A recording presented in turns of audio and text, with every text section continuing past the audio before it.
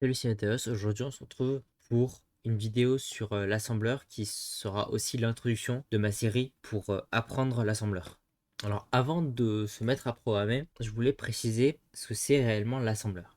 L'assembleur, c'est un moyen de programmer le processeur de l'ordinateur en écrivant directement les instructions que devra faire le processeur. Le code assembleur, en fait, il est simplement converti mot à mot en un fichier binaire qui sera ensuite exécutable par le processeur. Alors, on parle souvent de juste l'assembleur. L'assembleur, c'est une famille de langages, puisque chaque processeur, voire même avec les processeurs 64 bits de nos ordinateurs, même en fonction des systèmes d'exploitation, ça peut varier un petit peu. Mais si on prend par exemple un téléphone portable, ça ne sera pas le même assembleur, ça sera un autre assembleur. Si on prend un ancien iMac, ça sera un autre assembleur. Si on prend un Wii, ça sera encore un autre assembleur. C'est une famille de langages qui se traduit littéralement en code machine. Sauf que pour des raisons de simplicité, on n'écrit pas directement en code machine, on écrit dans ce langage-là.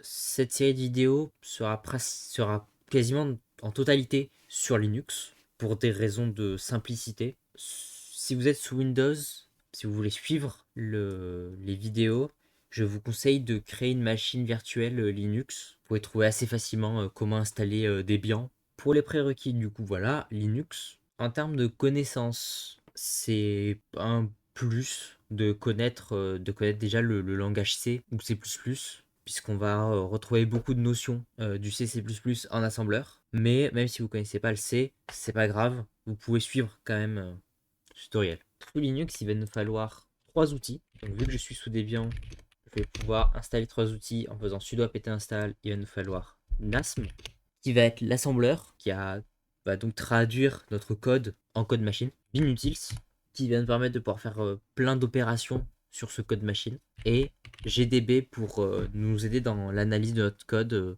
et le débugage pour comprendre ce qui se passe. Voilà, donc moi je les ai déjà installés. Comme éditeur de code, vous choisissez l'éditeur de code que vous voulez, si vous utilisez un bloc-notes, n'importe quoi. Mais je vous propose Visual Studio Code. Donc ça, c'est un exemple de code pour vous donner l'apparence à quoi ça ressemble. J'utilise le thème matériel sur Visual Studio Code, je crois. Oui, j'utilise le thème matériel. Et j'ai installé NASM, l'extension NASM, qui est la première qui vient, qui n'a pas d'icône. Vous pouvez aussi utiliser Sublime Text, donc là, il faut aller, je sais plus où, dans Tools, faire Install Package, et ensuite dans Package Control, faire Install, et choisir NASM. Donc moi, dans mon cas, je l'ai déjà installé, mais ça s'appellera x86 NASM. Ça donne cette couleur-là. Moi, je pense que je vais rester sur Sublime Text pour ce tutoriel. Donc maintenant, on va pouvoir se concentrer sur l'assembleur 64 bits qu'on va utiliser sous Linux, puisque l'intégralité du tutoriel se basera sur cet assembleur-là. Donc pour programmer un assembleur 64 bits, il faut comprendre comment est constitué un processeur et quelle est l'unité de mémoire la plus petite qui va nous permettre de stocker des valeurs, qui s'appellent dans un processeur les registres. C'est des petits espaces de mémoire qui sont plus rapides, officiellement, plus rapides que la RAM, plus rapides que la mémoire cache, hein, et qui sont aussi les plus petits, puisqu'ils sont très coûteux. Sur un processeur 64 bits, ces espaces de mémoire font 64 bits de long. Sur des processeurs 16 bits, par exemple, ils font 16 bits de long. Même si maintenant, avec certaines extensions, ils peuvent faire plus. Mais voilà. Dans un processeur 64 bits classique, on va retrouver principalement tous ces registres-là. Donc on a trois registres qui se suivent, RAX, RBX, RCX, RDX, qui sont des registres généraux. On va pouvoir mettre la valeur qu'on veut techniquement dedans, même s'il y a des conventions. RAX qui va servir pour faire des opérations, RCX qui va servir pour tout ce qui va être des boucles, etc. RDX qui va servir à contenir des données, mais rien ne nous empêche de mettre autre chose dedans. On a deux autres registres, RSI et RDI, qui sont aussi des registres généraux, qui signifient Source Index et Destination Index.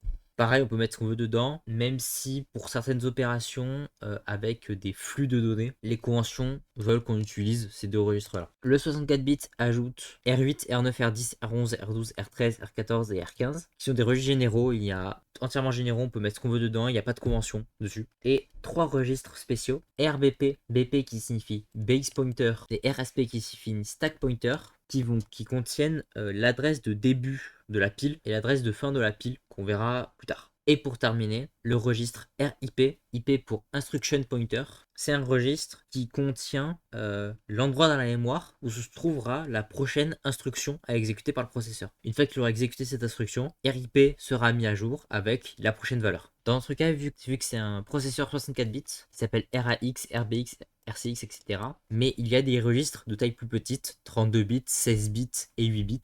Et j'ai représenté là ces différents registre. Si on a RAX qui fait 64 bits tout le long, on a EAX et donc EBX, ECX, EDX, EIP, EBP, ESP qui correspond aux 32 bits bas de RAX et ensuite les 16 bits bas de EAX qui s'appelle AX, donc AX, BX, CX, DX, SP, BP, IP. Et AX est composé en deux registres, AH et AL. Donc la partie haute et la partie high et la partie low de AX qui font 8 bits chacun. Donc AHAL, BHBL, CHCL, DHDL. Pour SP, ça sera uniquement SPL. SPH n'existe pas. Pour BP, pareil, BPL, mais BPH n'existe pas. Et IP, ça doit être IPL, mais c'est un registre qui est quasiment jamais utilisé. Et pareil, il n'y a pas de IPH. Il n'y a que AH, PH, CH, DH qui existent. Donc il est l'heure d'écrire notre premier programme en assembleur.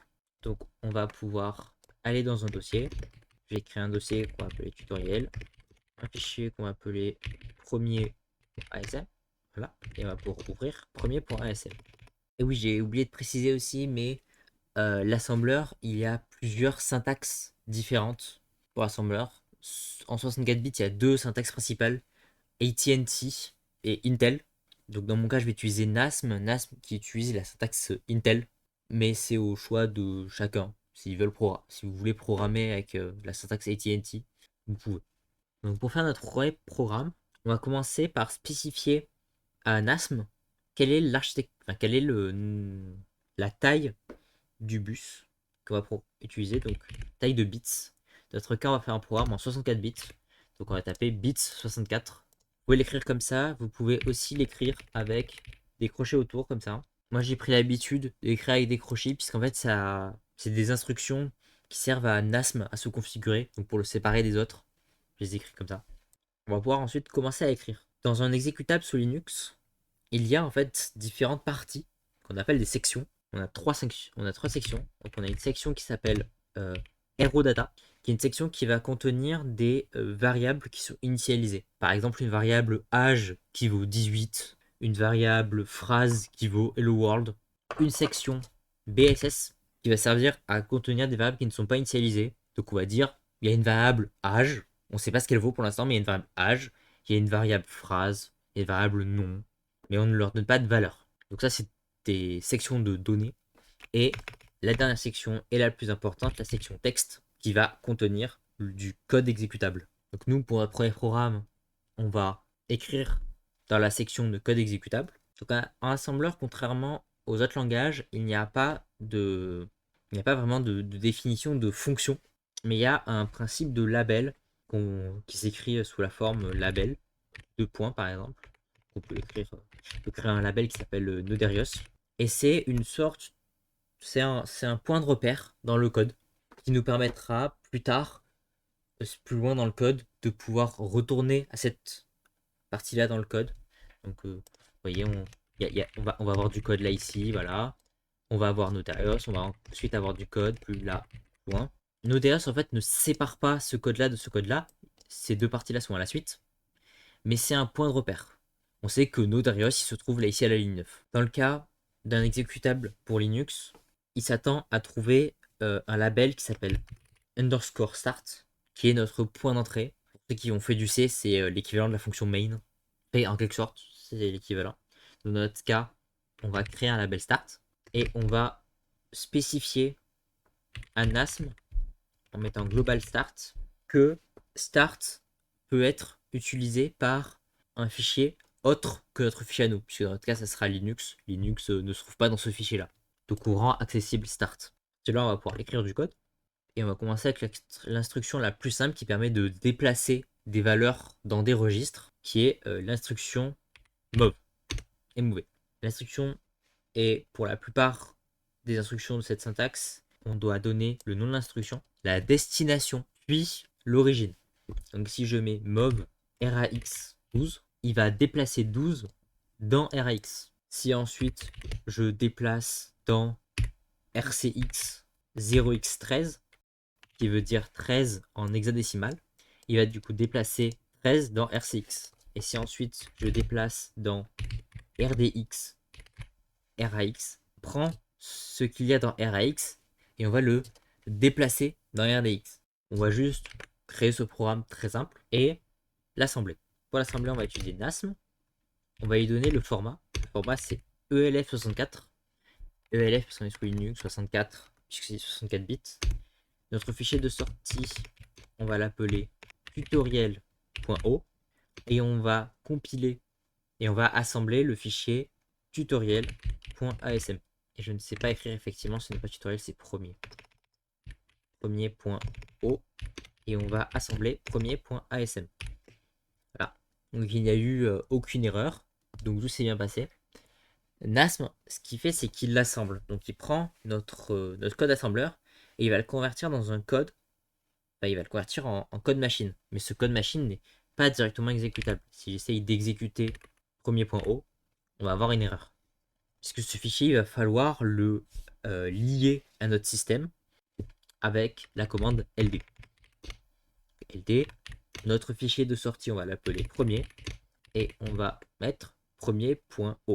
Après ça, maintenant, on se retrouve avec un fichier qui s'appelle premier, qui lui, par contre, est exécutable. Alors, vous voyez qu'il y a une erreur parce que notre code n'a pas indiqué comment quitter l'application correctement. Donc, il a exécuté ces instructions-là. Une fois qu'il a cette instruction-là, il n'a pas su quoi faire.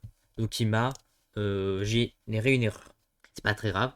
J'ai fait ce simple programme pour vous montrer GDB, qui est un debugger, qui va être notre meilleur ami pour l'entièreté de ce tutoriel. On va pouvoir lancer GDB. Moi, j'utilise une extension de GDB qui s'appelle PoundDBG parce que ça simplifie l'écriture, etc.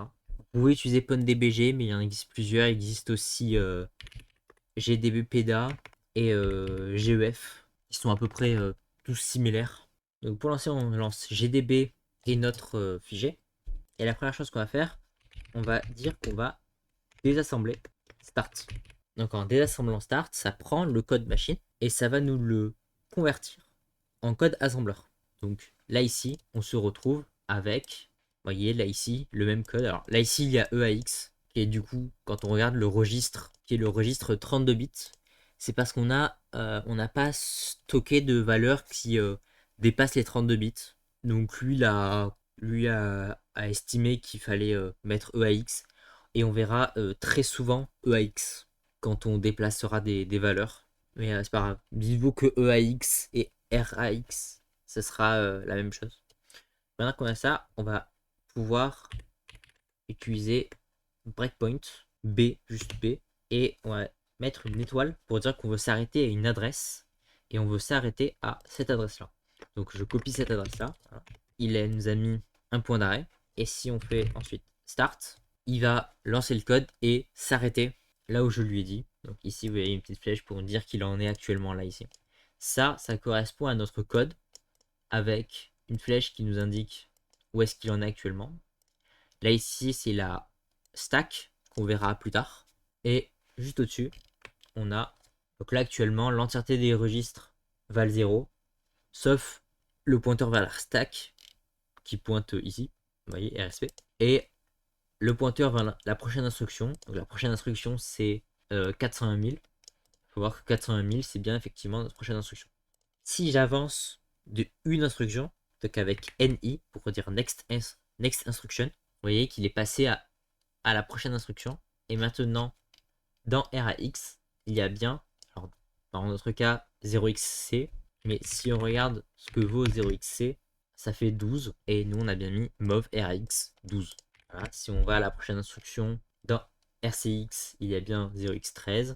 Et quand on va à la prochaine instruction, dans rdx, il y a bien la même valeur que rax puisqu'on a déplacé dans rdx la valeur de rax. Donc c'est tout pour cette introduction. Dans la prochaine vidéo, on fera notre premier Hello World. Et sur ce, je vous dis à la prochaine. C'était Nodarios. Bye bye.